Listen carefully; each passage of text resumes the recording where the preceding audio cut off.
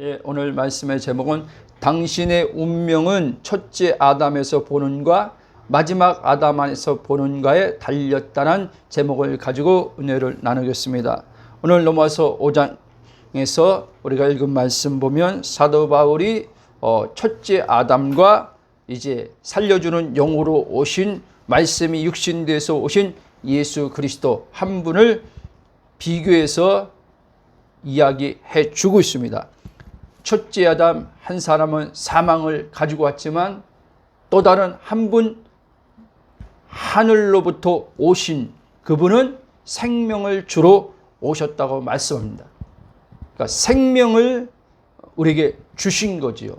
아담은 사망을 줬지만 예수님은 우리에게 생명을 주므로 이제 더 이상 죽음 없는 영원한 하나님의 신성을 가진 존재로 예수님이 말씀이 육신되어서 이 땅에서 활동하실 때 하나님의 생명으로 활동하시며 사셨을 때 무거움 없이 괴로움 없이 고통 없이 아버지의 보내신 뜻을 수행하면서 사셨던 것처럼 이제 예수 그리스도를 통해서 생명을 받은 자들은 이제 생명의 영이라 불리는 성령에 의해서 우리도 예수님처럼 동일하게 이 땅에서 활동하는데 아버지 하나님이 보내신 뜻을 이루는데 무거움 없이 괴로움 없이 고통 없이 그 뜻을 이루고 살 수 있는 존재가 되었다고 말씀하고 있습니다. 제가 어저께 운동하다가 이렇게 유튜브 어떤 목사님 설교를 이렇게 올라와서 잠깐 그걸 들었어요. 그러니까 굉장히 한국교회 인지도가 있고 일찍 보통 72세 정년에 은퇴하는데 그분은 좀 일찍 65세 그 교회에서 은퇴를 하셨어요. 대형교회 목회를 하신 분인데 그분이 본인의 말로 하면 근 30년 넘게 본인 자신으로부터 시작해서 또 목회하면서 성도들에게 나는 죽고 예수로 사는 것을 계속 강조하면서 가르쳤던 분입니다. 그리고 예수 동행하는 삶을 그분이 한국교회에서 그것을 많이 전파했습니다. 그런데 그분이 저번 주 설교였던 것 같아요. 이제 그거를 성도들에게 은퇴하기 전에 그 교회에서 몇십 년을 목회하면서 몇십 년까지 아니죠. 계속 뭐 다른 교회도 있으셨으니까 어찌됐든 그래서 예수는 나는 죽고 예수로 살기를 그렇게 가르치고 예수 동행하는 걸 그렇게 가르쳤음에도 불구하고 많은 사람들이 여전히 힘들어하고 여전히 어떤 그리스도인의 삶의 측면에서 볼 땐 모습적으로는 바뀌었는데 안 바뀐 사람들도 있지만 어찌됐든 말씀 자체가 계속 그리스도인의 삶의 변화를 얘기 또 하니까 그래서 바뀌긴 바뀌었는데 여전히 두려움에서 벗어나지 못하고 염려에서 벗어나지 못하고 사회생활하는데 어떤 일이 부딪히면 관계에서 부딪히고 어떤 또 환경에 고난들이 찾아오면 여지없이 무너지는 걸 볼 때 그 목사님이 도대체 뭐가 문제인가? 예수님이 한 분 살면 다 끝나는 건데 그런 의문이 들었다고 그러면서 그런 생각이 많이 일어났다고 그렇게 말씀하더라고요. 그러면서 그분이 어떤 식으로 또 나중에 어떻게 바뀔지 몰라지만 어떤 식으로 일단은 결론을 내렸냐면 여전히 그 나는 죽고 예수로 사는데 그리고 예수님과 동행하는 것을 계속 생각하고 예수 동행 일기도 쓰는데 여전히 자기 자신을 포기하지 않고 그 말이 좀 이상한 거죠.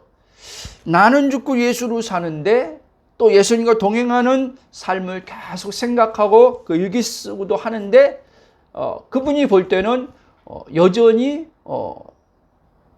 자기의 어떤 것을 포기하지 않고 그냥 어떤 부분에서 그래 예수님이 살지 나는 죽었지 그리고 예수님과 동행하지 이렇게 한 거 아닌가. 그러다 보니까 또 목회자들 가운데서도 그것을 계속 그분 제자들이 있어요. 그분 제자들 뭐 이름은 제가 밝힐 수 없지만 그렇게 그 목사님 밑에서 수련을 받고 오랜 시간 거기서 부목도 하고 나가서 개척해서 눈으로 보여줄 때 굉장히 환경적으로 소위 우리가 말하는 부흥도 있었는데 그분이 넘어졌어요. 그런 걸 보면서 스승인 그 목사님 입장에서는 굉장히 마음이 아프지요.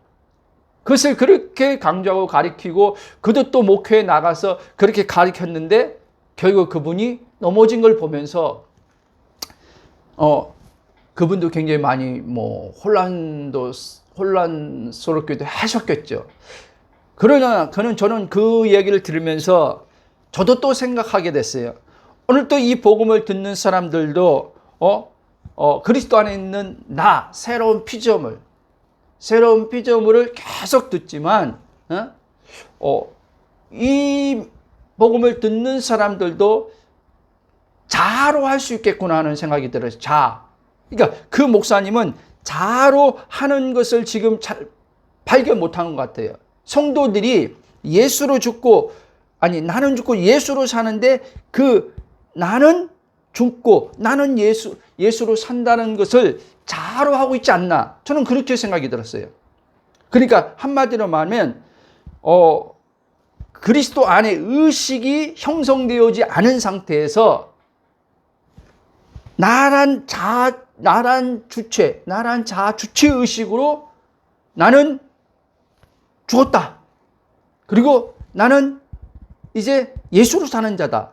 이렇게 하기 때문에 왜 그거를 제가 그걸 알 수 있냐면은 여러분 말에서 나오는 거 보면 안 되니까 여러분 말에서.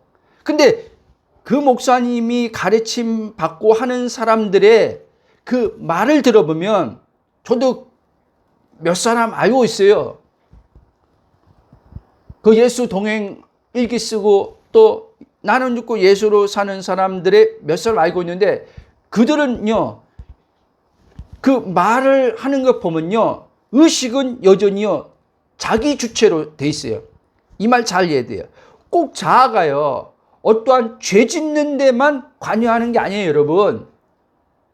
그러니까 그들은 이제는 나는 죽고 예수로 살지 하니까 이제 나는 죽었으니까 혈기 부리지 말아야지. 나는 죽었으니까 이제 바르게 살아야지. 이렇게 하면서 나는 죽고 예수로 사는 것을 그렇게 이해하고 있을 수 있단 말입니다. 그러니까 행동적으로는 바뀔 수 있죠. 바뀔 수 있는데 이 내면의 부분에 있어서는 큰 효과를 못 보는 거죠.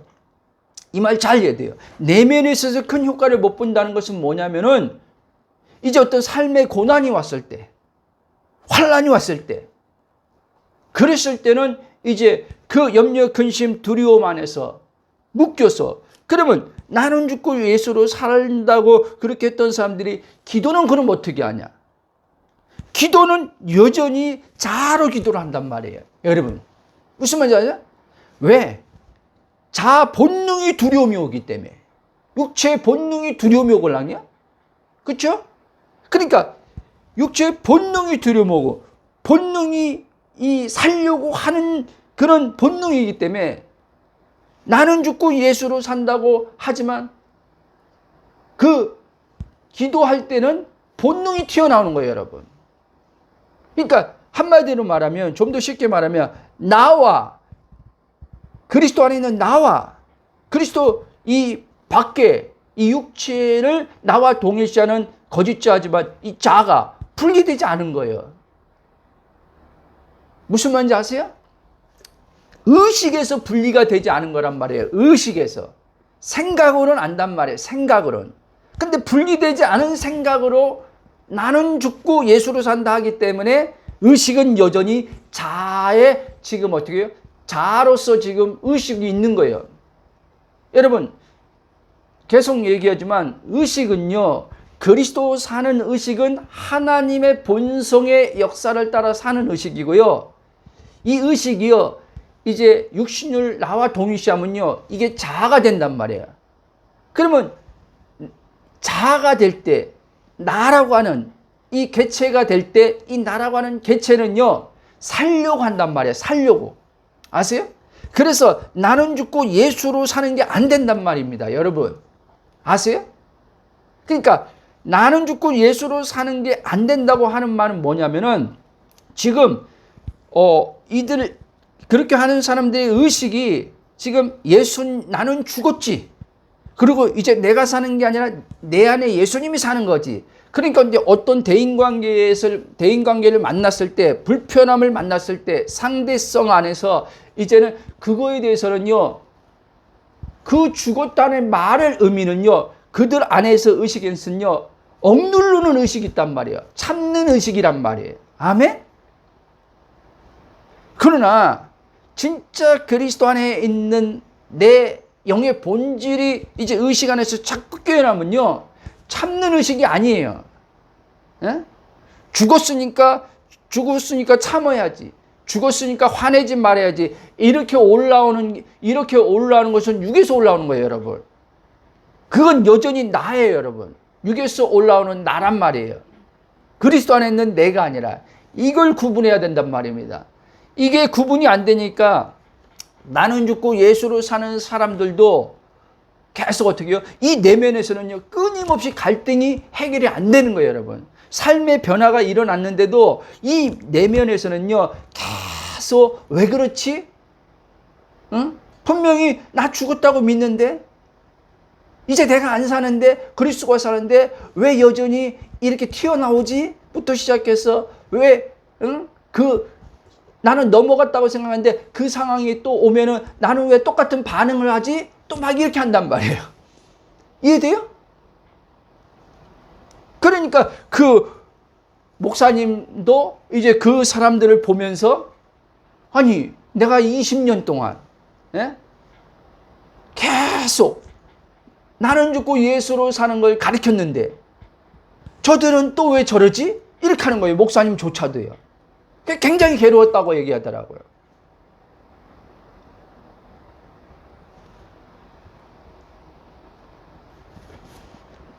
무슨 말씀인지 알겠습니까? 일단 넘어가겠습니다. 여러분,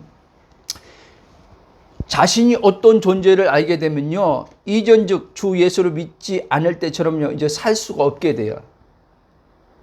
행동에 지금 단순히 변화만 얘기하는 게 아니에요. 의식의 변화가 안 일어나면요, 의식의 전환이 안 일어나면요, 이 사람의 행동이 바뀌고도요, 괴로움, 고통은요, 당하고 살 수 있단 말이에요. 아멘? 환난과 고난이 오면 여러분 행동이 바뀐 것과 환난과 고난이 왔을 때 대처하는 건요, 다른 거예요, 여러분요. 행동이 아무리 이전에 개판 쉽게 말하면 막 살았어도 예수 믿고 행동이 이제 막 바뀌었단 말이에요.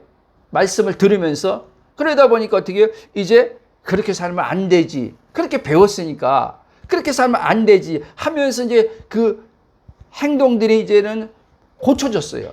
소위 말하는 삶이 바뀌었어요. 삶이 바뀌었는데 여전히 삶이 바뀐 사람조차도 이 내면에서는 끊임없는 의문이 오고 끊임없는 갈등이 오고 끊임없는 과거와 미래에 대해서 계속 시간 안에 갇혀서 과거의 상처가 현재에 대해서 이 현재의 그 아픔을 겪고 미래에 이제 살아가야 되는데 오는 불안, 걱정을 또 현재로 겪고 있고 이렇게 되는 거예요. 이해됩니까? 그게 그리스도 안에 있는 내 존재를 아직 이 혼의 의식이 모르는 거예요, 여러분. 그래서 아까 말한 나는 죽고 예수로 산다고 하는 사람들이 여전히 내 의식, 존재의식은요, 하늘이 아니라 땅에 있단 말이에요, 여러분.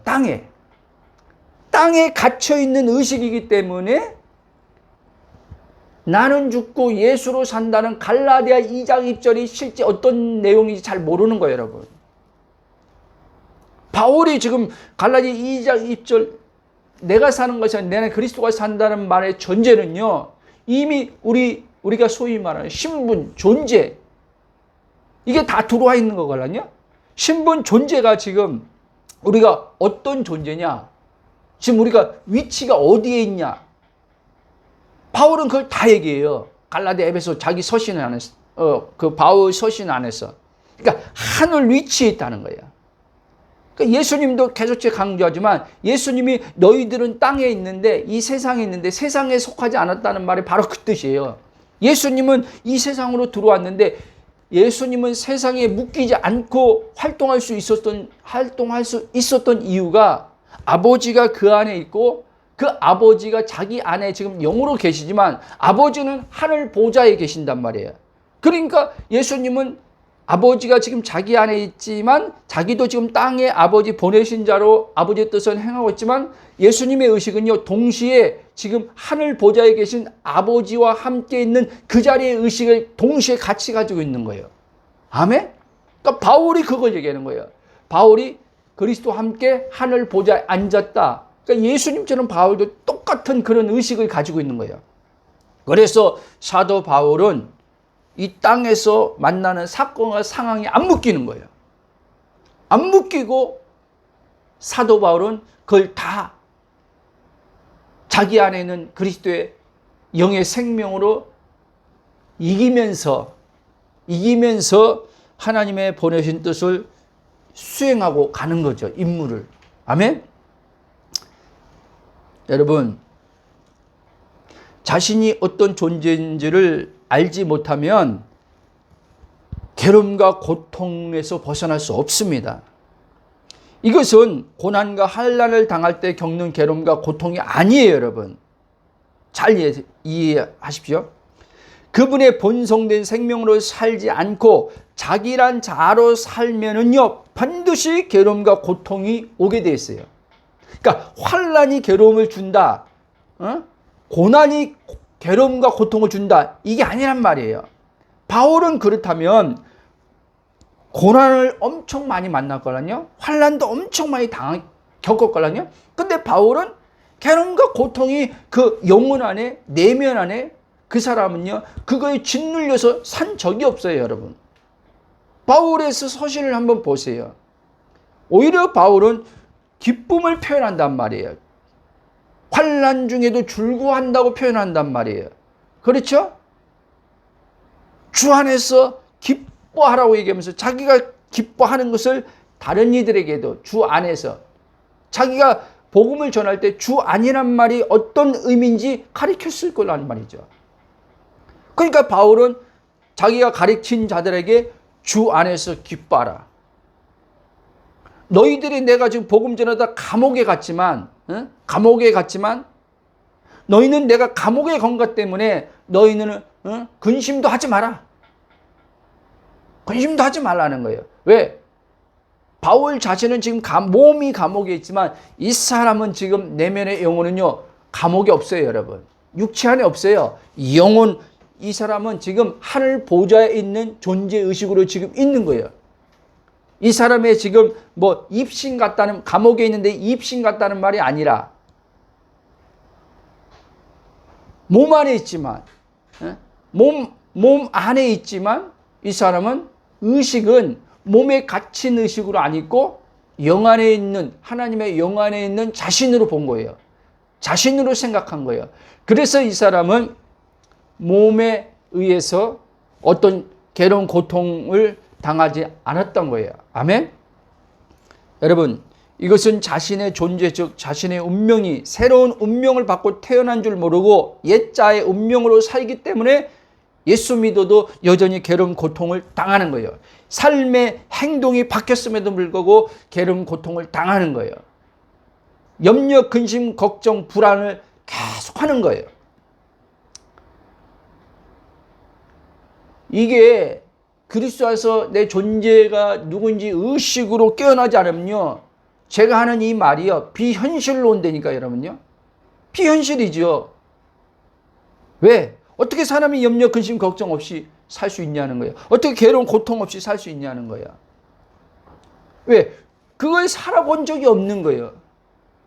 어떤 은사는 경험해 봤어도, 기적은 체험해 봤어도 실제 이 영혼 안에서 괴로운 고통 없는 하나님의 영이 들어와서 삶으로 말미암아 내 존재의식이 깨어남으로 내가 지금 그리스도와 함께 하늘 보좌 앉아있는 존재의식으로서 지금 삶으로서 성령에 의해서 실제적인 그 나라를 경험해 본 적이 별로 없는 거예요. 그러니까 자로서 다 내 존재를 모르고 자의 상태로서 신앙생활하면서 자로서 능력을 경험하고 자로서 기적을 경험하고 자로서 응답을 경험하고 자로서 말씀을 깨닫는 것들은 있는데 내 존재가 정확히 누구인지 모르는 혼의 상태에서 경험을 하면서 살아왔기 때문에 괴로움, 고통, 염려, 근심, 걱정 여기서는 못 벗어나는 거예요. 자, 쭉 나가겠습니다. 운명에 대해서 어떤 이들은요, 운명은 타고난다고 믿는 이들도 있고요. 어떤 이들은 운명은 자신의 어떠한 행위로 바꿀 수 있다고 믿고 자신의 운명을 바꾸려고 노력도 하고 종교를 갖기도 합니다. 여러분들은 이 운명에 대해서 어떻게 생각하는지요? 운명은 태어날 때부터 정해진 것이기에 바뀔 수 없다라고 생각하는 사람도 있고 아니면 나의 어떠함으로 얼마든지 그 운명을 바꿀 수 있다라고 생각하는 분들도 있어요. 그럼 오늘 이 말씀 중심으로 결론을 먼저 말씀드리면요. 이 두 가지에서 한 가지를 선택하여 운명을 생각하는 것은 성경에서 말씀하는 운명이 아니라는 것을 먼저 아셔야 돼요. 아멘? 운명을 바꿀 수 있다. 운명은 바꿀 수 없다. 이건 성경적인 운명이 아니에요. 자, 잘 들어보면 알 겁니다. 모든 사람의 운명은요. 첫째 아담 안에 있는 운명이냐 마지막 아담 살려주는 영이 되신 그리스도에 속해 있는 자의 운명이냐 이 두 사람에 의해서 결정나는 거예요. 아멘? 그래서 첫째 아담 안에 있으면 저주 아래에 있는 운명이고 여러분은 성경에서 말하는 저주를 잘 알아야 돼요. 삶이 안 풀리는 게 저주가 아니에요, 여러분. 그건 세상에서 말하는 방식이에요. 되는 것이 없어. 그러니까 어떤 사람 여기에 가게에 흐르는 저주를 얘기하는 거예요. 조상적부터 흘러오는 것들 때문에 조상들이 우상을 섬겨서 조상들이 범죄해서 엊그저께 어느 분이 전화 와가지고 이제 그 얘기를 이제 복음 얘기를 나누는 가운데 이 얘기가 나왔어요. 그래서 목사님은 어떻게 생각하냐고 저한테 묻더라고요. 그래서 이제 그분하고도 이렇게 얘기하면서 자 보세요. 그러면 가게에 흐르는 저주를 얘기할 때 우리 윗대 뭐 아버지, 할아버지, 뭐 증조 할아버지 막 쭉 올라가요. 그래서 뭐 하나님을 섬기지 않아서 우상을 섬겨서 뭐 죄져서 이런 조상적들로 흘러오는 것들이 후손들에게 미쳐서 뭐 일이 안 풀린다 이렇게 얘기하잖아요. 그렇죠? 근데 저도 이제 가게에 흐르는 저주를 이제 과거에 그걸 받아들였지만 왜 그렇게 보이는 것들이 있걸랑요 실제. 그런데 보세요. 이제 복음을 알고 나서 어느 날 제게요 마음에 주님께서 그런 것 같아요. 야 가게에 흐르는 저주 갈라디아에서 율법 아래 있는 자들은 다 저주 아래 있다 그랬는데 그럼 예수님이 십자가의 속량으로 이 저주를 끝냈는데 자, 이 저주가 뭐냐면요 아담 안에서 나온 저주예요, 여러분. 그럼 보세요. 우리 이제는 계속 조상적 흐르는 뭐 저주라고 해봅시다. 그럼 쭉 올라가 봅시다. 올라가 봐요. 어디까지 올라가요? 아담까지 가잖아요. 인류의 최초 모든 사람의 조상인 아담까지 가는 거예요. 그렇죠? 근데 가게에 흐르는 저주에서 말하는 사람들은 아담까지 안 가요. 신기하게. 여러분, 첫째 아담 안에서 저주가 나온 거예요, 여러분. 범죄함으로 말미암아 사망이 들어왔다고 오늘 이 5장에도 그 얘기 했잖아요. 그렇죠? 그러면 이 한 사람을 말미암아 세상에 이제 죄로가 들어와서 사망이 들어와서 모든 사람이 이제 다 사망의 저주 아래 있는데 또 다른 한 분이 은혜와 의의 선물을 넘치게 주심을 통해서 이제 첫째 아담의 이 사망과 저주를 끝냈어요. 그렇죠? 그러면 이제 나는 삶 속에서 뭔가 일이 안 풀릴 때 이거를 뭐 조상과 연관해서 생각할 일이 아니란 말이에요, 여러분. 아멘? 부모와 연관해서 생각할 일이 아니란 말이에요. 우리 부모가 신앙생활을 잘했던 못했던 그거 그거 생각할 일이 아니에요. 여러분, 4대 예수 믿었으니까 예전에 어떤 목사님이 이런 말 한 적이 있습니다. 예수 3대만 믿으면 그 집안은 그냥 후손들은 그냥 되어지는 거래요.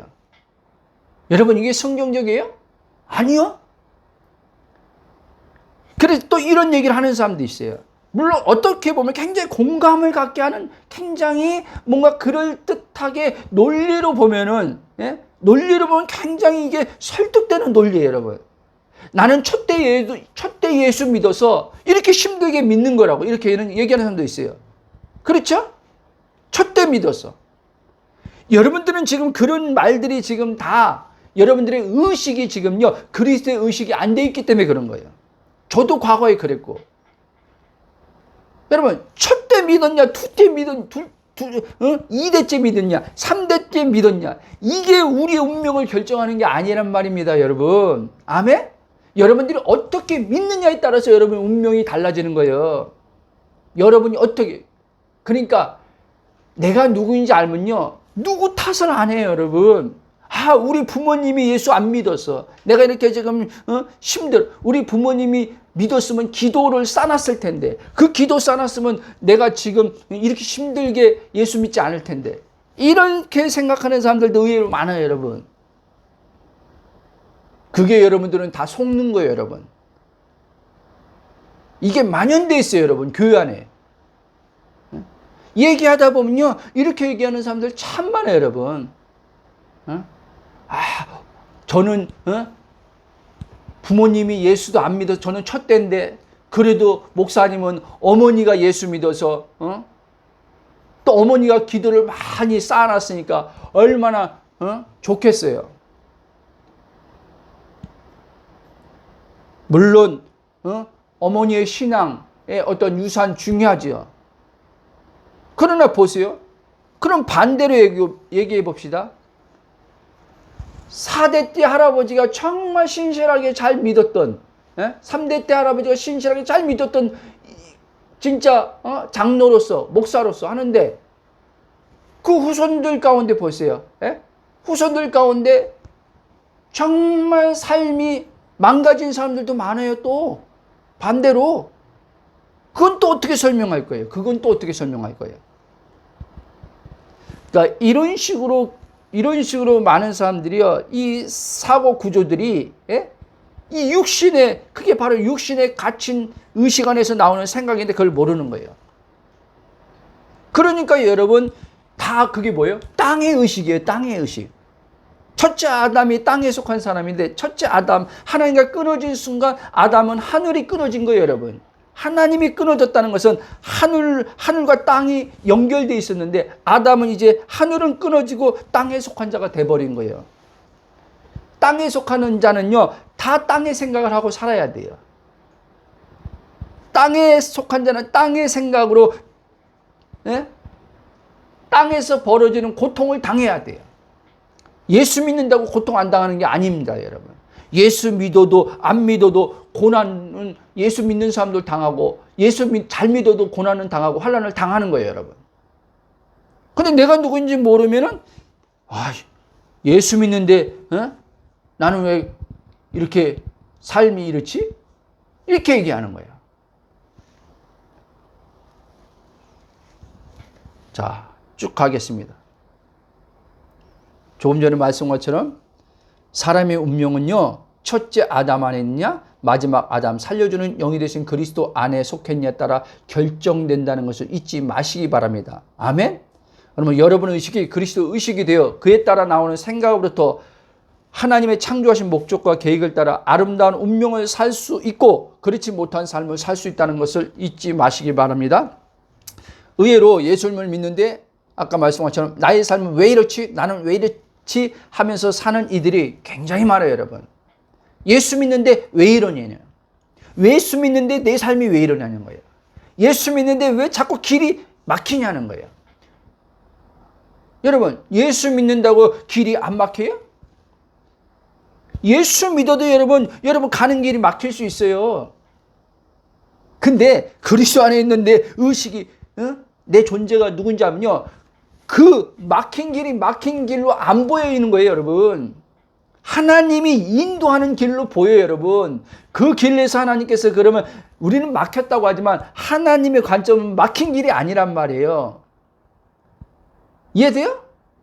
여러분, 그래서요, 내가 누구인지 아는 것에서 의식이 깨어날 때 어떤 이 앞에 있는 장애물도요, 더 이상 장애물로 내게 오는 게 아니에요, 여러분. 그 장애물을 다 뛰어넘고 가는 능력의 그리스도가 내 안에 역사하기 시작해요. 그래서 이 사람은 어떤 것도, 어떤 장애물을 만나도 하나님 앞에 불평하거나 원망하지 않습니다, 여러분. 거기서 하나님이 어떻게 일하시는지 또 보는 거예요. 그럼 하나님께서 이 길이, 가는 길이 우리 편에부터 막혔다고 하지만 하나님은 이 길을 수정해서 다른 길로 인도할 수도 있고, 이 길을 하나님께서 넘어가게 할 수도 있고, 그건 모르는 거예요. 아멘? 그러니까 내가 누구인지 모르면요, 우리는 다 상황적 판단을 하는 거예요. 보이는 대로, 만난 사건대로 그대로 막 판단하고 해석하는 거예요. 되네 안 되네. 지금 진행 중인데, 진행하는 과정에서 뭔가 막힌 것 같으면, 문이 닫힌 것 같으면 낙심하고 좌절하고 포기하고, 성급하게 자기가 판단하고, 이거 아니다, 여기 아니다, 이 길 아니다.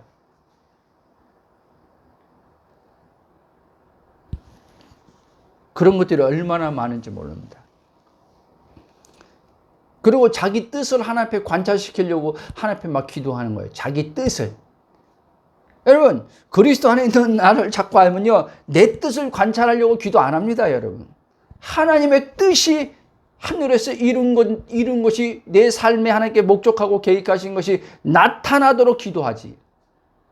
성령을 통해서 그 뜻이 아버지 내 안에 비춰져서 그 아버지 뜻이 알게 하심을 통해서 그 방향으로 나갈 수 있도록 그렇게 기도하죠.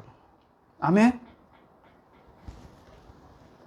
여러분, 많은 사람들이 이런 육체 안에서의 그 의식 안에서 걷게 됨을 통해서 계속 이 첫째 아담, 그게 아까 말씀드린 첫째 아담에 속해서 살 때 형성된 무의식 안에서 나오는 생각과 감정들, 즉 그의 혼이 육신을 자신과 동일시하여 나오는 것인데, 이것을 단지 삶에서 만나는 여러 가지 힘든 문제들로만 해석하고 보는 자의식, 그리스도 의식이 아닌 자의식입니다.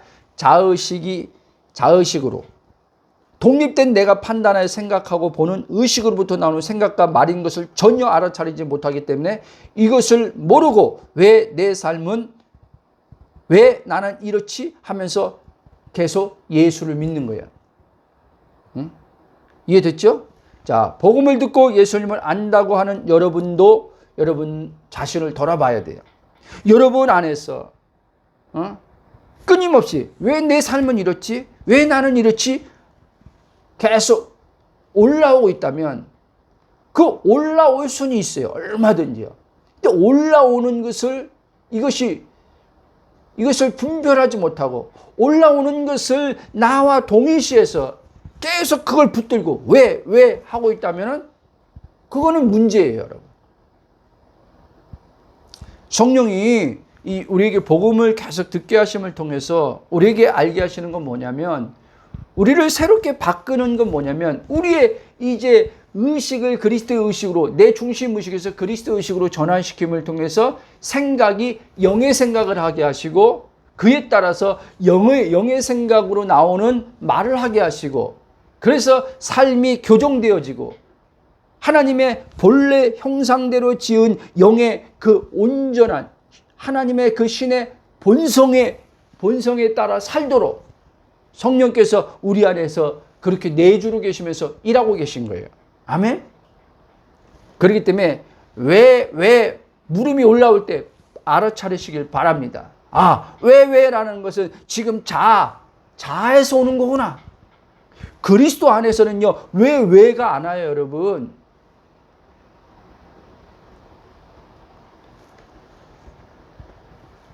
가만히 한번 보시라니까요. 왜라고 질문이 올 때요. 한번 보세요. 왜 나는 이렇지? 왜 환경은 이렇지? 아마 이렇게 갈 거예요. 왜 나는 복음을 들었는데도 난 복음을 이렇게 안다고 하는데 왜 변화가 없지? 이렇게 갈 거란 말이죠. 그렇죠? 그러면 보세요. 왜라는 것이 이 물음이 왔을 때 지금 그 순간에요. 그리스도가 빠진다니까 여러분요. 그리스도가 빠지고 이제는 그 왜라는 질문이 올 때 그 시선이 나한테 온단 말이에요. 시선이 나한테. 그래서 나를 살펴보게 된단 말이에요. 나를. 그러면 그리스도의 의식이 잘 되어 있으면 어떻게 오냐? 왜라는 걸로 살펴보는 게 아니라 성령이 이제는 비춰주심을 통해서 보게 되는 거예요, 여러분. 성령이. 그 성령이 비춰주심을 통해서 보게 되므로 이제 하나님의 본성과 일치되지 않는 것들을 성령이 이제는 그를 알아차리기 위해서 요거를 교정하신단 말이에요. 생각을 바꿔나가시고 행동을 바꿔나가신단 말이에요. 그분이요. 그렇죠? 그럼 왜라고 자꾸 올 때는 이제는 이게 문제구나. 왜라고 이제 질문하면서 찾았어요. 이게 문제구나 하면서 바꾸려고 하는 게 내가 주체가 돼서 바꾸려고도 할 수 있단 말이에요. 이게 다른 거예요. 그러면 내가 주체가 돼서 환경을 바꾸려고, 내가 주체가 돼서 어떤 나를 바꾸려고, 상대방을 바꾸려고 할 때는 이제 거기에요 힘이 들어가게 돼 있어요. 힘. 이해돼요? 내가 어떤 것을 할 때는 항상요 에너지가 이제는 들어가게 돼 있어요. 그러면요 무거움이 따라와요. 무거움이. 그리고 그게 빨리빨리 진전이 안 되고 빨리빨리 이게 안 바뀔 때 이제는 속상하고 여러 또 현상이 일어나요. 이걸 잘 아셔야 돼요. 아멘? 그러나 그리스도의 의식으로 딱 이제 내가 사는 게 아니라 그리스도가 산다고 할 때 그는 그냥 모든 환경과 상황 그분한테 내어 맡김 속에서 이끌려가면서 그런 가운데 그분과 교통하면서 교제함 속에서 성령의 비춰주심을 따라서 성령이 비춰주는 것은 왜 비춰주냐? 성령이 비춰줄 때는요 반드시 비춰주는 거로 끝나는 게 아니고요 비춰주신 것을 그분은 이제 어떻게 해요? 그 비춰주심에 따라서 변화를 일으킨단 말이에요. 변화. 근데 표면적으로 볼 때는 지금 그분이 나한테 뭔가를 깨닫게 해줘서 비춰줘서 내가 그것을 지금 순종하는 것 같으나 순종해서 내가 지금 내 편에서 지금 의지를 사용해서 그걸 고치는 것 같은데 아니란 말이에요. 이 사람 의식은요. 그래서 이 사람은 자기가 성령이 비춰서 어떤 것을 고치는데 바꾸는데 힘이 안 들어가는 거예요. 에너지가 소진이 안 되는 거예요. 아셨습니까? 그래서 이 사람의 의식은 이거 끊는데 뭐 바꾸는데 힘들다. 내가 이거 바꿀 수 있을까? 안 되면 어떡하지? 이게 안 들어 이게 없다는 얘기를 하는 거예요. 이게. 아멘? 그러면 또 어떤 분은 목사님 진짜 그게 없어요? 이렇게 얘기하면 없다 그러면 그 생각이 안 오는 줄 알아. 생각으로 온다니까요. 어렵죠? 생각으로 와요. 내가 이거 할 수 있을까? 안 바뀌면 어떡해요? 생각으로 온다니까요. 근데 나는 지금 의식을 얘기하는 거예요, 여러분. 의식과 생각은 연결되어 있으면서 다른 거예요, 여러분. 아멘. 자, 쭉 가겠습니다. 그러므로 여러분이 복음을 성령님에 의해 제대로 비침을 받고 깨달아 여러분 자신을 알게 되면 이런 삶으로부터 벗어남을 통해 육신의 삶이죠. 여러분은 자신이 아닌 그리스도 안에 자신으로 보기에 온전한 만족함을 행복함을 누리며 살게 된다는 것입니다. 아멘. 그리스도 안에 자신으로 보기 시작한단 말이에요. 이 이제 혼의 의식이요. 성령에 의해서 결핍도 있고 부족함도 있고 생각도 오고 감정도 다 느껴요. 결핍에 느끼고 쉽게 말하면 표면적으로 양가 감정이 있어요. 양가 감정. 근데 속 사람이 나라는 걸 이제 이 혼이 계속 그리스도 의식으로 깨어나면요. 속 사람이 나는 걸 알아요. 그래서 이 사람은요. 환경에서 오는 어떤 생각 감정에서 벗어나려고 발버둥 안 쳐요.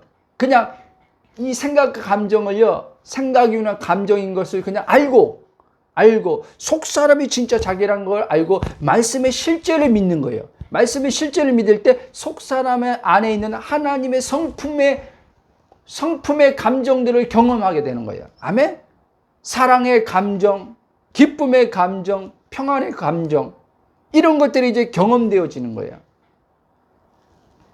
그러면 이제 점점점 이제 내 혼의 의식이요, 이 생각과 감정을 분리시켜서 이 분리시킴을 통해서 이 사람이 이제 여기에 이 육신에 종되어 살지 않고 점점점 이제 자유가 점점점 커지는 거예요.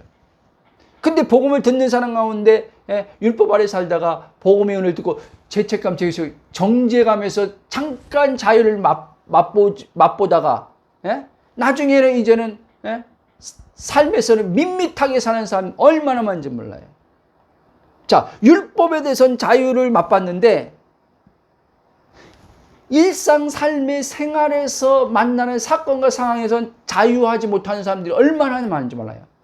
마음이 묶여서, 사람 관계에 묶여서, 돈 문제에 묶여서 괴로운 고통 다 당하는 거예요. 그러니까 아까 또 말하지만 나는 죽고 예수로 사는데 실제 내가 누구인지 모르는 그 의식으로, 그러니까 자로 지금 나는 죽고 예수로 사는 거예요, 여러분. 그게 자로. 그럼 말이 좀 어떻게 보면 여러분들이 들을 때 모순일 수 있어요. 어떻게 목사님 자로 예수로 죽고 자로 예수로 삽니까?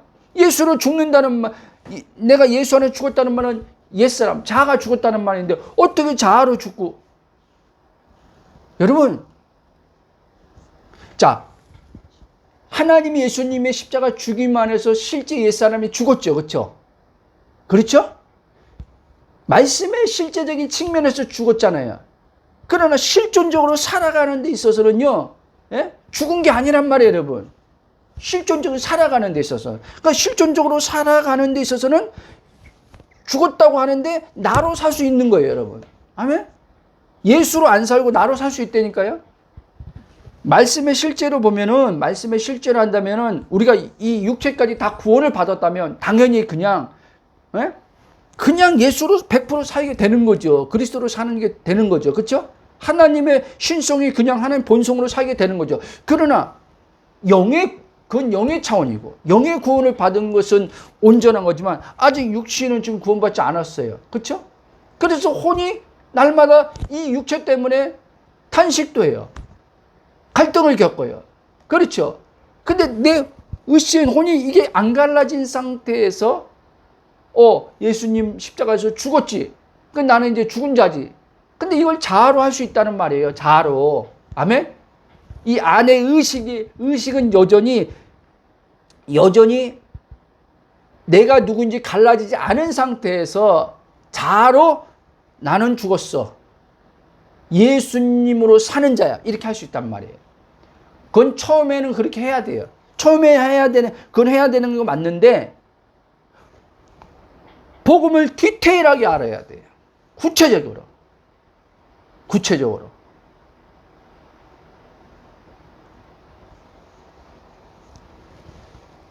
그래서 설교로만 하는데 한계성이 있는 거예요. 저랑 요즘에 몇 시간씩 통하는 분이 설교를 듣고 몇 시간씩 통하면서 이제 구체적으로 이제 그분이 질문하고 나도 이제 얘기를 해준다. 그러니까 이게 더 선명하게 자기 안에 있는 의식인 혼이 더 선명하게 그걸 알겠더라는 거예요. 목사님이 말하는 있음이 하나님 안에 있음이 뭐지? 했는데 계속 듣다 보니까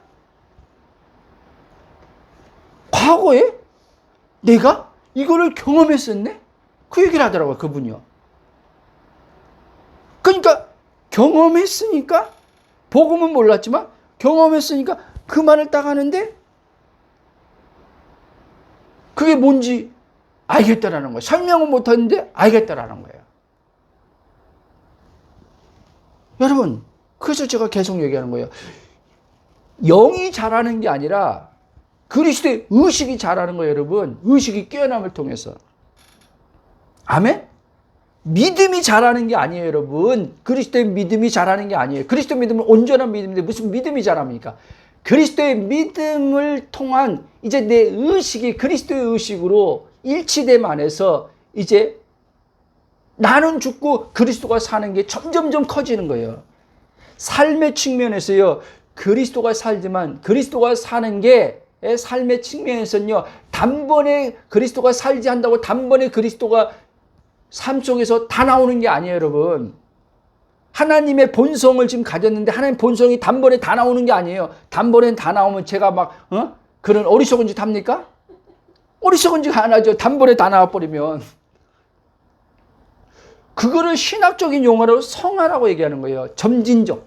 내 안에 있는 그리스도가 점진적으로 이제 삶 안에서 그리스도의 의식이 커지면서 주인된, 내가 주인되었던 것이 이제는 내가 포기되어지고 그리스도가 이제 주인되어지면서 나를 자꾸 잃어버리고 나란 자아를 잃어버리고 그리스도의 이 생명으로 사는 이게 이제 자꾸 커지는 거죠. 그런 만큼 이제는 내 안에 있는 하나의 신의 본성이 나오는 거죠. 하나님 성품이 흘러나오는 거죠. 그분의 능력이 나오는 거죠. 그분의 지혜가 나오는 거죠. 점점. 그러니까 왜 안 되죠? 목사님, 왜 안 되죠? 이 왜 안 돼요? 왜 안 되죠? 하는 것도 지금 그게 지금 자아예요, 여러분. 그리스도의 의식은요, 지금요, 왜 안 되지가 없어요. 완전한 의식인데요, 그리스도가. 아버지 있음의 의식인데요, 그리스도는요. 그렇죠? 하나됨의 의식인데요. 하나 됐는데 온전한데 뭐가 안 된다고 합니까? 말을 하면 이해는 하죠, 제가요. 목사님, 안 되는데요? 라고 할 때 이해는 하지만 그 사람이 안 된다고 할 때, 그걸 돌아봐야 된단 말이에요.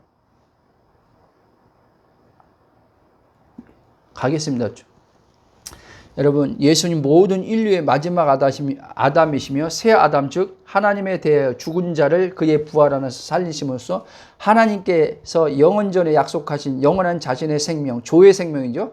이 조의 생명이 우리 안에 들어왔어요. 하나님 생명. 하나님 생명이 있기 때문에 이제 우리는요, 본질적으로는요, 결핍 없는 존재를 삶을 살게 되는 거예요.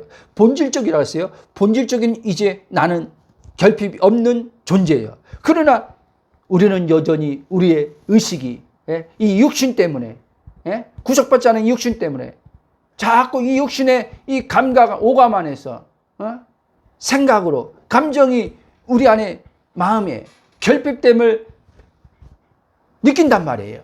공허와 공고를 느낀단 말이에요. 그렇죠?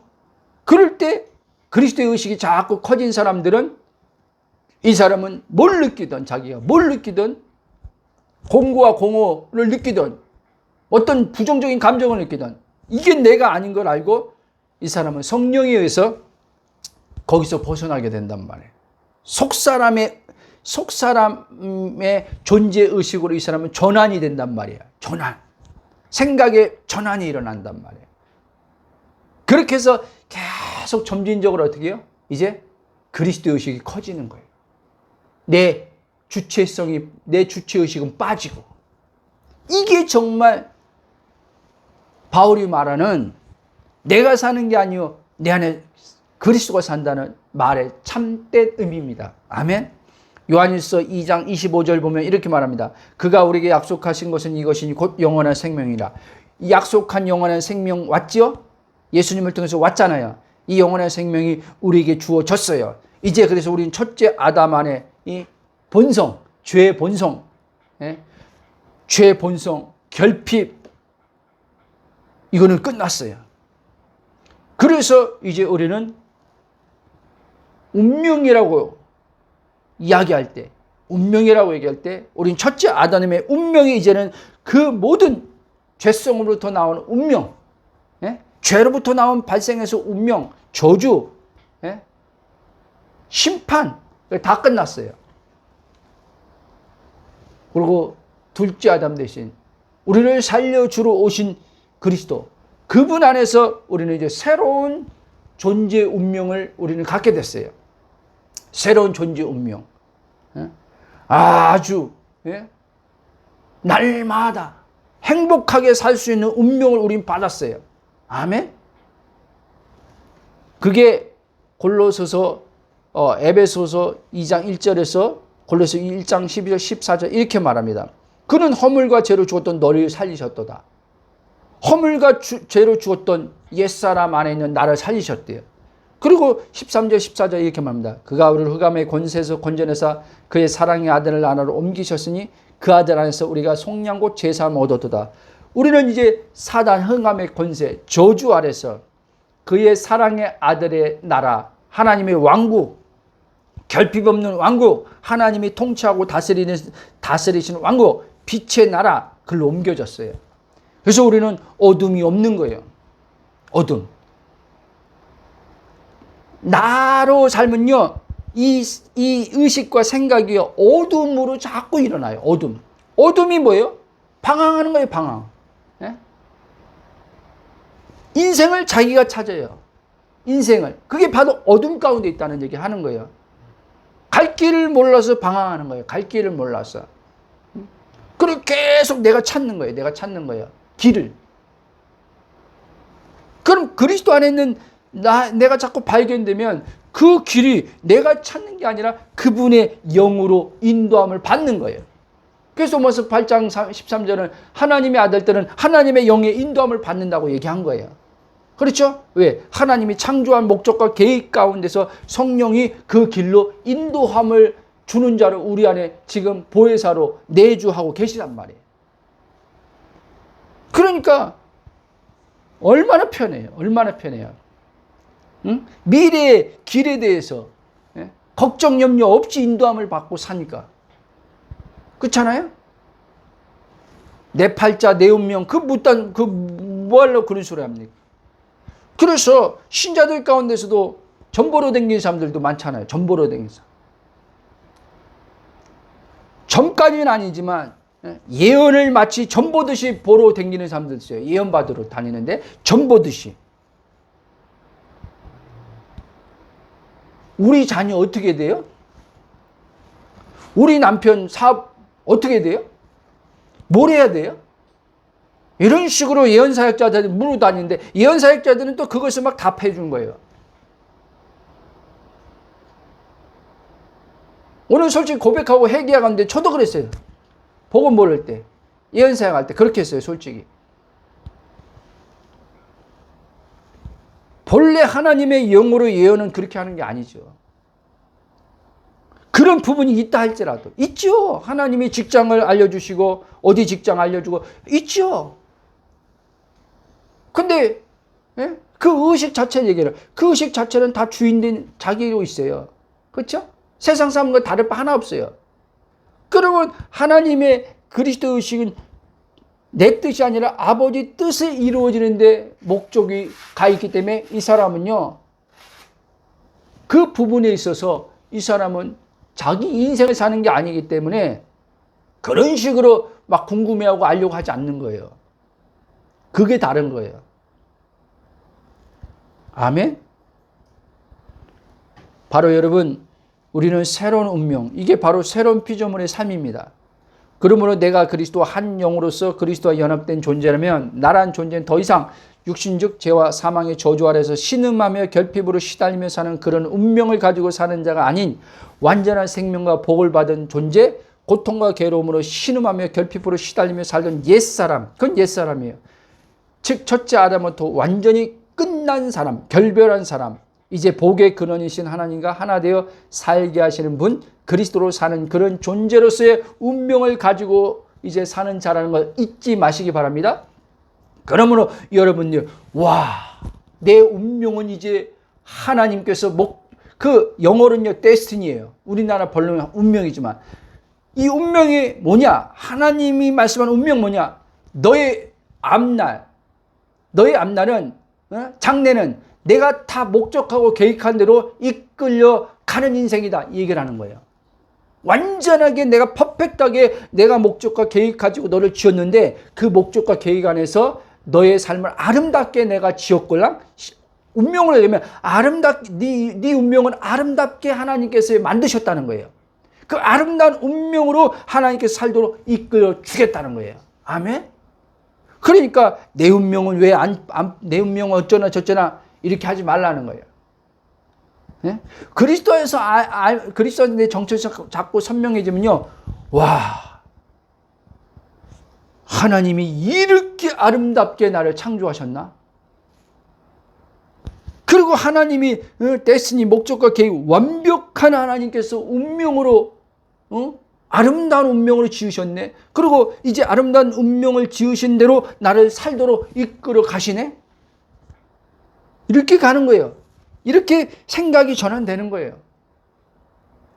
그러니까 얼마나 감사하고 얼마나 마음이 기쁘고 평강이 있고 불안과 내일에 대한 미래에 대한 걱정 근심이 없는 거야. 왜? 모든 것이 하나님의 손에 달렸걸랑요. 그렇잖아요? 모든 만물의 시간 안에서 모든 것이 다 하나님의 주권 속에서 움직여 가는데 내가 그 하나님의 주권 속에 들어갔어요. 그 주권을 가지고 일하신 하나님의 자녀예요, 내가. 그래서 하나님께서 그 예수님을 통해서 그렇게 말씀했잖아요. 공중에 나는 새를 봐라. 드레핀 백합화를 봐라. 어? 저 피조물도 하나님이 지으셨으니까. 어? 먹이고 입히는데 하물며 나의 형상으로 지음받은 피조물일까 보냐. 예? 하나님의 형상으로 지음받은 피조물, 하나님을 나타내는 존재로 지음받은 너희들이라는 거죠. 너희들은 얼마나 더 귀하게 여기겠냐는 거예요. 너희들은. 근데 왜 걱정하냐는 거예요. 왜 염려하냐는 거예요. 예? 그 나라만 살라는 거예요. 그의 의 가운데서 그 나라만 살라는 거예요. 그러면 네 삶은 그냥 하나님이 정하신 목적과 계획대로 순탄하게 성령의 인도함을 갈 거니까. 또 이 순탄한 말을 잘 알아들어야 돼요. 우리는요, 막 이런 단어를 쓰면요, 순탄? 그래요? 그럼 내 악기는 막 꽃가마 타고 고난이 없어? 순탄하면 고난이 없는 걸, 아니요. 그 얘기 하는 게 아니에요. 예? 우리 영혼이 순탄하다니까요. 우리 내면이 순탄하게 간다니까요, 여러분. 아멘? 그래서 어디 찬송가도 있죠. 이 풍랑 인연하여. 그렇죠? 이 풍랑 인연하여. 풍랑을 만났는데 우리 내면은 환난과 고난이 없어. 예? 우리 내면은 그 풍랑을 만났는데 고통이 없어. 괴로움이 없어. 이게 순탄이에요, 여러분. 이게 진짜 순탄인 거예요. 그래서 바울은 순탄함 속에서 하나님의 부르심의 길을 다 성취한 거예요, 여러분. 순탄하게. 고난을 그렇게 만났는데도, 환난을 그렇게 만났는데도, 자기 앞에 장애물이 그렇게 많이 있었는데도 이 사람은 영혼은 성령에 의해서 순탄하게 그걸 다 이겨내고 달려갈 길을 다 마치고 자기가 그렇게 바라던 의의 연류관을, 생명의 연류관을 하나님께 주신 것. 거기로 들어갔어요. 경기를 다 마치고 갔어요. 경기를 마치고. 우리들도 하나님께서 그렇게 경기를 다, 지금 우리는 지금 경기하는 자로 여기 있는 거예요. 하나님 보내신 이로 경기를 하고 있어요. 하나님 뜻대로 경기를 해야 돼요. 경기할 때. 응? 하나님 뜻대로 경기하려면 그리스도 안에 거해야 돼요. 날마다 나를 부인해야 돼요. 그 성령이 인도함을 따라갈 때 하나님 뜻대로 경기할 수 있는 거예요. 그럴 때 이제는 경기 다 마쳤을 때 사도 바울이나 예수님처럼 후회 없이 다 이루었도다. 아버지여 내 영혼을 받으소서 하고 감사와 찬양하고 눈을 감는 거죠. 아멘? 자, 결론을 말씀드리겠습니다. 그러므로 여러분, 나라는 존재는 이 한 분 그리스도의 생명 안에서 왕노릇하는 운명을 받아 사는 존재라는 것을 알아야 하지만 우리는 더 이상 사단이 속이는 것에 의해서 우리는 분명한 생명을 받고도 생명이 아닌 사망을 당하는 삶을 더 이상 살지 않게 된다는 사실을 잊지 마시기 바랍니다. 그리고 여러분은 분명히 예수 그리스도를 여러분들이 십자가와 부활을 믿었다면 여러분 불과 성령으로 거듭난 하나님의 자녀라는 것을 잊지 마시고 순간순간 육체의 연약함, 육체 죄성들이 나온다 할지라도 거듭남을 의심하지 마시고 내가 거듭났나? 이런 사람은 의외로 많아요. 거기에 거듭남에 갈등하며 시간 보내지 말고 그리스도 안에 있는 여러분의 존재의 정체성을 자꾸 성령의 비침을 받아서 하나님 앞에 기도하시면서 성령님, 그리스도 안에서 내가 더 오늘 또 발견되게 하옵소서. 내 본질이 영인 것은 알겠사온데 내 혼의 의식도 그렇게 내가 영인 것을 알도록 계시로 비춰달라고 그렇게 기도하십시오. 그러면 혼이 단순히 복음이 지식이 아니라 여러분의 혼에 이제 성령께서 계시를 비춰주셔서 여러분의 혼의 의식을 깨어나게 하셔서 내가 영이구나, 내가 그리스도와 하나 된 자구나, 이렇게 머리가 아니라 요 안에서 그렇게 고백이 나올 수 있도록 성령이 하실 때 여러분은 이제는 진짜 육신에서 더 그럴수록 벗어난다는 사실을 잊지 마시기 바랍니다. 아멘. 자, 베드로전서 2장 9절에 이렇게 말합니다. 그러나 너희는 택하신 족속의 왕같은 제사장들여 거룩한 나라여 그의 소유가 된 백성이니 이는 너희를 어두운 데서 불러내어 그의 기이한 빛에 들어가게 하신 이 아름다운 덕을 선포하게 하렵니다. 자, 우리를 하나님께서 택하셨는데 왜 택했어요? 왕같은 제사장으로 거룩한 나라 하나님의 소유된 백성으로서. 왜? 이제 우리는 어두운 가운데서 있었는데 우리를 불러내서 하나님의 그 아름다운 덕을 선포하는 자로 이 땅에 지금 두셨다는 거예요. 아멘? 그러므로 저와 여러분 하나님을 드러내는, 쉽게 말하면 하나님을 드러내는 자로 여기 지금 세웠다는 거예요. 드러내는 자. 하나님을 드러내면서 사는 자가 나란 말이에요. 그 운명을 내가 지금 가진 자란 말이에요. 그 운명. 하나님을 드러내는 운명을 가졌으니 얼마나 행복합니까? 얼마나 행복해요. 저는 마귀의 자식으로서 살았었는데. 그러니까 여러분들은 지금 상대적으로 세상 사람들의 어떠한 삶을 불허한다. 세상 사람의 삶을 불허하는 게 뭐예요? 그들이 가진 재력, 그들이 가진 어떠한 지식, 그들이 가진 어떠한 성공, 그걸 불허하는 거잖아요. 사람들이. 그거를 여러분들이 불허하고 있다면은 여러분들은 지금 심각할 정도로 내가 누구인지 모르는 거예요. 그러면 목사님, 그 부러운 마음이 오면 안 되겠네요. 그 말하는 게 아니라 저도 생각으로는 온단 말이에요. 뭐 방송 볼 때 상대적으로 오는 생각이 탁 와요. 야, 쟤는 저렇게 저런 집사네.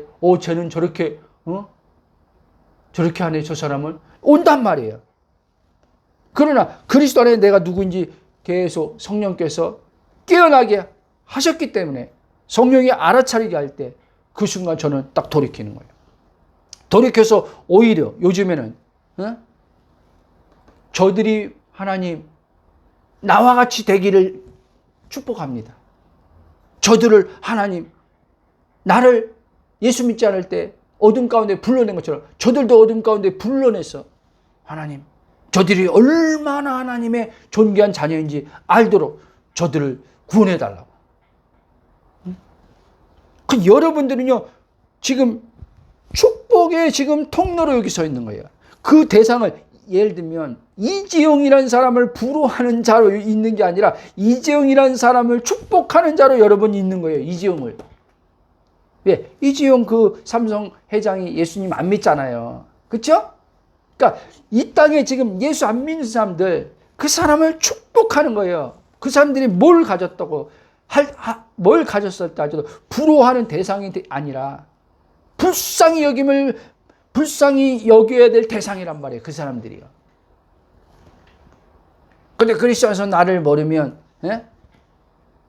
저 사람들을 불쌍히 여기는 게 아니라 자기를 불쌍히 여겨달라고 하나님 앞에 기도하지. 자기를 불쌍하게 여겨달라고. 뭘 불쌍히 여겨달라고 기도해요? 제발 여러분 하나님 앞에 하나님 나를 불쌍히 여겨달라고 기도하지 마세요. 자기가 누구인지 모르는 사람들이 그 기도하는 거예요. 하나님이 과거에 진짜 불쌍히 여겨받아야 될 그 대상 우리를 아담 안에 있는 사람을 불쌍히 여기셔서 좀 표현이 그렇지만 사랑하셔서 오늘 건져주셨으면 이제 사랑의 아들의 나라로 옮겼다고 그랬잖아요. 사랑의 아들이 됐잖아요. 예? 사랑받는 존재가 됐잖아요. 근데 뭘 또 불쌍히 여겨달라 그래요. 응? 자녀가 엄마 볼 때마다, 아빠 볼 때마다, 아빠 나 좀 불쌍히 여겨줘. 엄마 나 좀 불쌍히 여겨줘. 이렇게 말한다고 생각해봐요. 그거는 정상적 자녀가 아니죠. 정상적 자녀가. 그렇잖아요? 우리 딸들 2명 있지만 아빠 나 좀 불쌍히 여겨줘. 불쌍히. 나 그런 말 들어본 적이 없는 것 같아요. 너무 당당해서 탈이지. 좋은 거죠. 우리도 하나님 앞에요. 자녀인 걸 알면요. 하나님 앞에 당당한단 말이에요. 내 행위 어떠함으로 당당한 게 아니라 하나님이 예수님을 통해서 나를 의롭다고 받아준 것 때문에 당당한 거예요. 실수하고 넘어져도 당당한 거예요. 어? 그런 좀 담대함이 있어야 돼요. 마음에 그런 담대함. 아멘? 그런 담대함을 넘어지면 위축돼가지고 아버지가 하나님이 내 어저께 그 짓 했는데 나를 받아줄까? 내 기도 응답해줄까? 이렇게 자꾸 가지 말고. 예? 저도 연약함속 육신의 연약함속 넘어져요. 넘어지는데 이제 혼의 내 의식 정체성이 선명해지니까 이제 그렇게 하나님 앞에 안 나가요. 바로 사랑하는 아버지요 하고 나가요. 막 양심이 찔리기도 하지만 찔르지. 그래도 내가 양심으로 사는 자가 아니라 그리스도의 성령의 피로 성령의 인침, 보증의 증언의 말씀을 가지고 이 마귀가 이용하는 양심을 이겨버리고 나가는 거예요. 양심을. 마귀가 판단하는 양심을 이기는 거예요. 막 참소하는 양심을. 마귀는 참소하는 자니까요. 그걸 이기고 여러분들이 자꾸 거기서 이겨보는 넘어짐 속에서 예수 다른 어떤 거 의지하지 말고 넘어졌을 때 넘어짐 속에서 예수의 그 속량의 피가 얼마나 큰 능력인지 거기서 경험을 해야 돼요. 그렇게 해서 여러분들이 일어나야 돼요. 위축되면서 일어나는 경험을 해야 돼요. 그래야지 사실 이 육신의 죄도 더 실제적으로 삶 속에서 이기는 것들이 점점 커져요. 아멘? 자, 로마서 8장 32절 한번 보겠습니다. 중요하니까. 8장 32절. 말씀의 실제를 여러분 항상 믿는 연습을 하십시오. 훈련하십시오. 여러분 생각, 감정을 자꾸 이렇게 묵상하지 말고. 8장 32절 시작. 당신의 아끼지 않고 내어주신 이가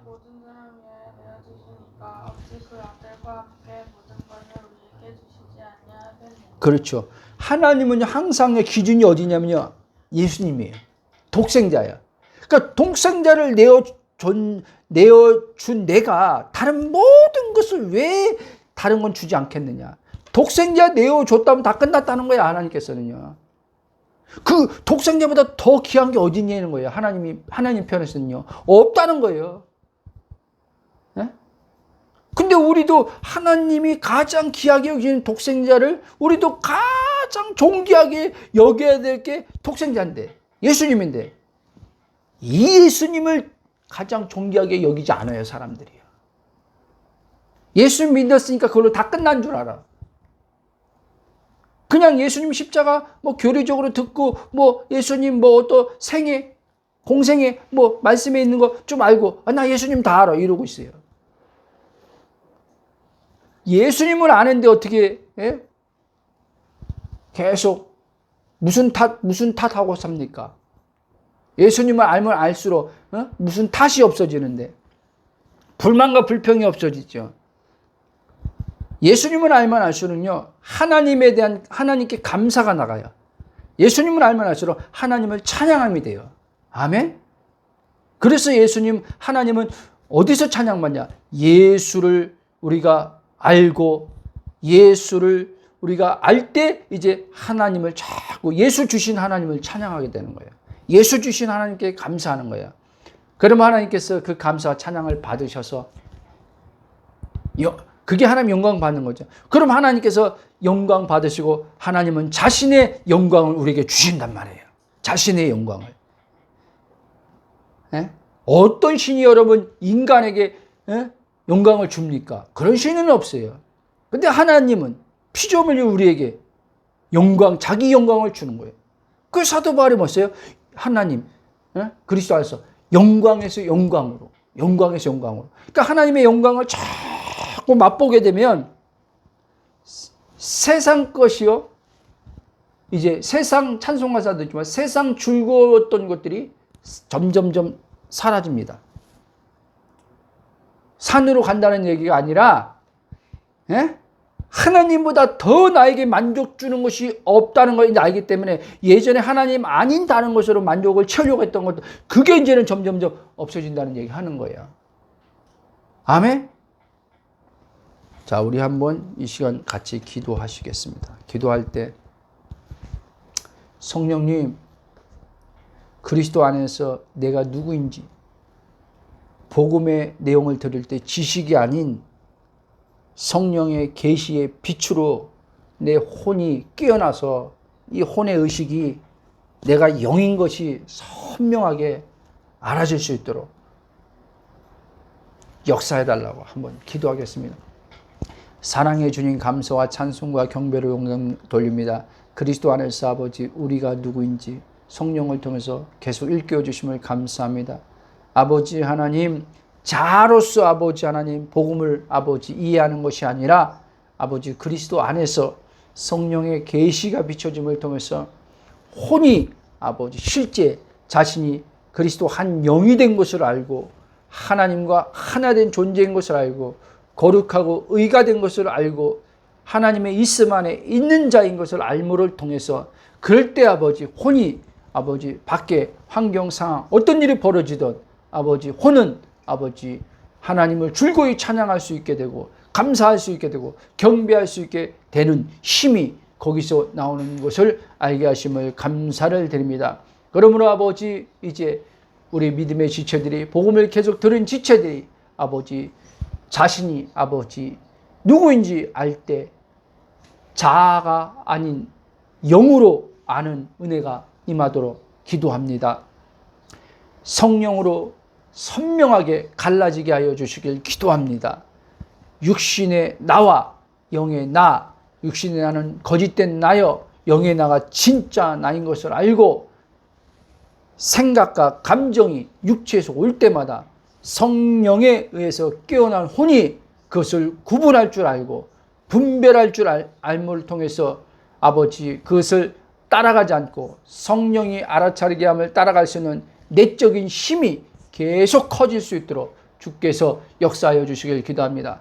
즉 바울이 말한 것처럼 성령으로 속사람이 강건함을 통해서 아버지 겉사람의 지배받는 내가 아니라 속사람을 따라서 하나님의 의의 뜻을 이루며 하나님의 성품, 하나님의 본성을 아버지 나타내는 자로 주의 영이 함께하여 주실 것을 해서 감사하며 예수님을 기도합나이다. 아멘.